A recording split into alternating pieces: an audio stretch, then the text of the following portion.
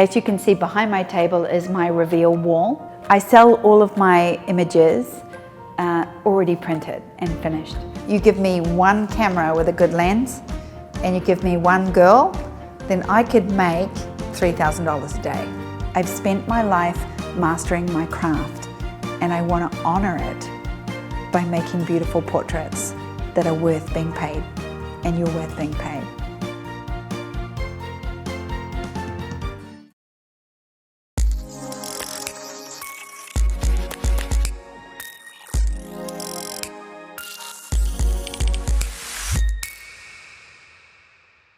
Hi everyone, I'm Bryce. I'm a portrait photographer, and today I would like to talk to you about receiving money. So I had an interesting story. Basically, I grew up with a blue-collared family. So I never grew up around money, and I had extended family that had lots of money. And money was always something that kind of avoided my family. As I grew older, I didn't get a tertiary education. I left school when I was 15 and I went and got a job because that's what the children of blue-collared, hard-working blue-collared people do. They go and get a hard-working blue-collar job. Straight away I went into retail at 15 years old and I started to work. 16 I studied hair and makeup for a year and then I did graphic design. Around 18 my mother was working as a photographic retoucher for the professional industry in New Zealand, and I started to work for her, instantly got picked up by a professional studio, and 27 years later I'm a self-employed photographer. But being self-employed was never really part of it wasn't really an option for me. And so if you have launched yourself as self-employed, or you had self-employed parents, or even an education around business, you may already be at the situation where you're starting your business and there's different kinds of hurdles. But if you're like me and you've never owned a business, then you're in for a whole different period of growth, both personally and physically and emotionally, that you probably didn't really bank on. So I want to talk you through this because the management of money and the receiving of money significantly changes your ability to survive, thrive, and live this life that you truly want. And basically, I realized as I got older and older, money just fell through my hands. I could never keep it, I could never save it, and even when I did get it, I would blow it. Okay, now, if you think that's about cultural or environmental programming, which a lot of it is, then you also need to understand that I have a big brother that keeps money, is very tight-fisted, saves incredibly well, spends it, doesn't spend his money at all, buys houses, and all of a sudden the dichotomy of who he was and who I was started to become very apparent to me in my 30s because he was buying houses and I was not. So here I was struggling to keep money, struggling to, value money, and struggling to receive money for my craft. Now, I call this receiving money because money is everywhere, and at first when you see scarcity and you see there just isn't enough money in this world and I can't find paying clients, you start to get this idea that there's not money around you, but there's money everywhere. And when you start seeing money everywhere, you'll open up to this idea that money is everywhere, I'm the one blocking it coming towards me. Also, you need to open up to the idea that people are not being unlucky with money, they are literally pushing it away from them on every level. Now, I started to treat money the same way I started to treat sales, the same way I started to treat aperture and posing and lighting. It's just something different to learn. So I started to look around me. Could I learn how to receive money? Could I learn how to make money? Could I learn how to keep money? And of course, there's some amazing books like Wallace Wattles' The Science of Getting Rich, which was written nearly 100 years ago.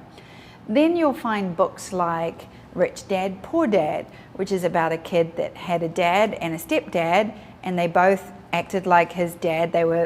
He was in a good relationship with both of them. One of those men valued money and one did not. One had a good time with it, spend it, and one kept it and taught him how to save. So he had two dads, and two dads taught him very different things about money. So what I started to do was apply myself to the education of money.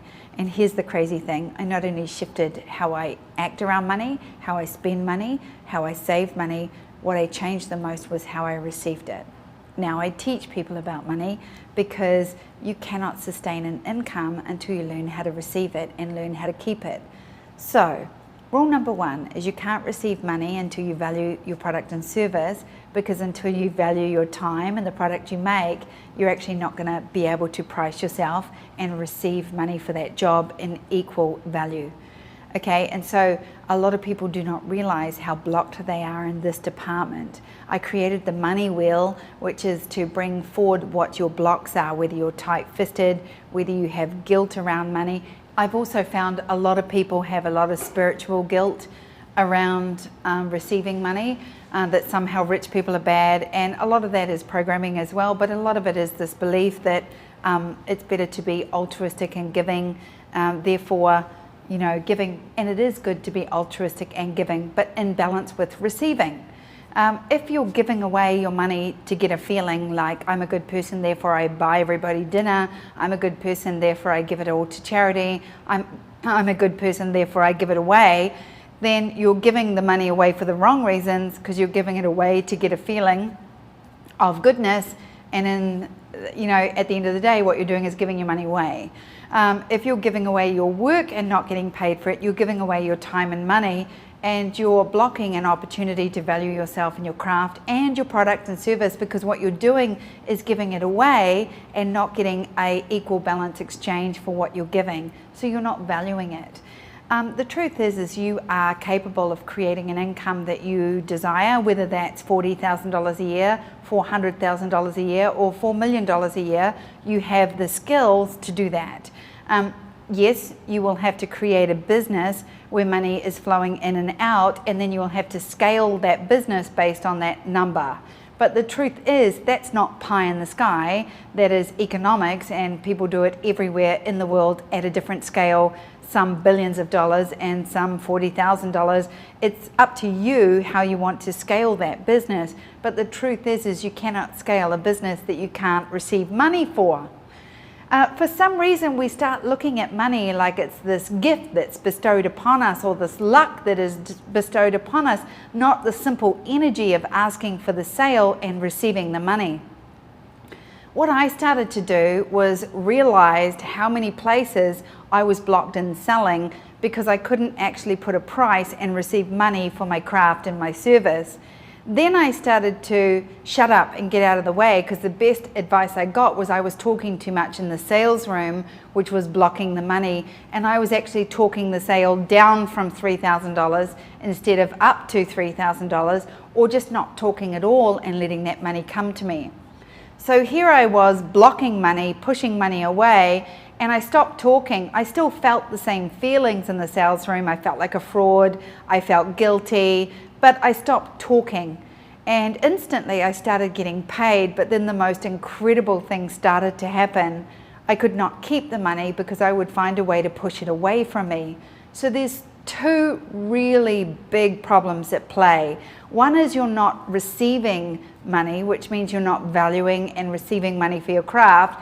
And two is you might shut up and get out of the way and start receiving the payment, but then you can't keep it. So I look at it as two different energies. The first one is I don't value my craft and service, therefore I can't get paid for it. And the other one is I don't value myself, therefore I can't keep the money. So I guess what I started to do was do the self-work around why I was blocking and pushing money away.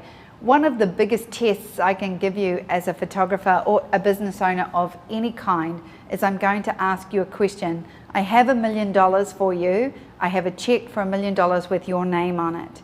And I'm going to give it to you right now in this moment. You cannot pay debt with it. You cannot pay off other people's debt, and you cannot give it away. You can only use it for business. What are you going to use it for? And I found a lot of people really struggled. You have to lie down, imagine this money is in the bank, and you have to lie down and imagine waking up in the morning with this money, and what would you do with it? You see, the most interesting thing is I used to believe when I was just launching my business, if just somebody gave me $30,000, I could start a business. If somebody just gave me $30,000, I could start a business. But the truth is when I started the business, I just started doing it, and then the sales started to come to me, and then I started to receive that money. I didn't actually need someone to give me that money. I needed to get out of my way in order to be able to start receiving the money. It's not like a gift that is given to you. If you gave me $1 million right now and I woke up tomorrow with that $1 million in the bank, it would not change my path. Meaning I'm on the right path right now, $1 million would not change it. It would help but not change it. I find that people are so blocked around money, around receiving money and valuing their product and service as a small business owner, regardless of what you're building, that it becomes very easy to market yourself because you're marketing from a place of needing money instead of a place of giving value and service. And that's something that really needs to shift in you before you can change your money situation. Also, there is a lot of shame and pain around debt. So when people have debt, they're working from a place of shame, desperation, and pain, but they're putting on this brave face of I'm doing my best and it's not working. And once I start to dig under people's excuses in small business, when I really start asking people where they're blocked, what they're holding on to, the truth starts to come forward, and people will hide their money shame from me for a long time. Now, I've had money shame because I've had debt, and I suddenly realized what you have to do is add up all of your debt. And I think at one stage all of my debt was $27,000. I added it up, I divided it by how many shoots that I would have to do in order to pay that debt in full. And that included the debt on my credit card. And instead of being sick and shameful and distressed and in pain around this debt, I started to think of ways that I could get the shoots, the 27 shoots that could pay this debt. And I realized that I could potentially pay this debt in 6 months. All I had to do was find 27 people that really valued what I did, and I had to give them the most incredible service and value possible. So I turned my debt and shame into service, and then started actively giving service. And it's a positive spin on having this debt and pain, which, by the way, having pain and shame doesn't make the debt go away. Only taking action in a positive way does, but that's almost impossible when you're sickened by the shame and the pain of debt. So you end up in this cycle of pain, which just makes your business harder and harder because you're emitting pain and desperation, and that's what you're getting constantly. It's the only way to break the cycle. So I finally started to break the cycle, and before you know it, I had leveled out. And when I leveled out, I meant I was debt free, and then once I was debt free, I cut up my credit card. It was one of the hardest things to do, but I wasn't using it the way people with money was using their credit card. I was paying credit on that card, which means I was in more debt. So every month my bank was making $250 off my debt, and I was paying more debt on top of the debt, and I wasn't winning. I wasn't getting anywhere. So I started to do the money work, read the money books, do the money work, do the money workshops, do the money blocks. Every day I would confront the money blocks. Every day, daily practice, I would look at my bank account. I removed the pain and desperation feeling from the bank account because they shouldn't be attached to each other. You've attached the pain with your money problems. You need to detach them in order to get on top of them, because you're not going to go near your money problems if there's pain and distress there for you. So all of a sudden, I started to do the receiving money work. I would hear people say, "How much do you charge?" And my voice would quiver, and I'd say, my images, my packages start at, I would practice saying it, my packages start at $1,200 and go up from there. My biggest package is $3,300. My biggest package is $3,800. Included in this package is what you get for this money is, my biggest package is $3,300. What you get for that is, this is what you're going to get for your money. This is my most bought package because you get the most for your money. I started to practice saying it, and I would realize where my money blocks were. It was where I felt pain and shame. When people would say, how much do you charge, and you avoid it, or you get a client in and you avoid educating them around money, and then what would happen is they'd come in for the viewing and they'd be like, how much? How dare you charge that? And again, I would be in shame and pain around money instead of educating people with confidence and with love and with value around how much I charge, what they're going to get for that money, because I was trying to save people from their money pain. Whenever I was in the sales room, I was always trying to rescue people from their money pain, and it was what I projected it, not what they were really experiencing. So, do you receive money easily? Do you keep money easily? If the answer is no to both of those questions, you need to start doing the money work. Trust me, it will transform the way you live, the way you work, the way your business runs, the way your family runs. Relationships always fight about money. If you can come into balance and alignment about money, it changes your whole world. Look at your money pain as being no different than any life pain. Get your money therapy. If you need money therapy, go and get money therapy.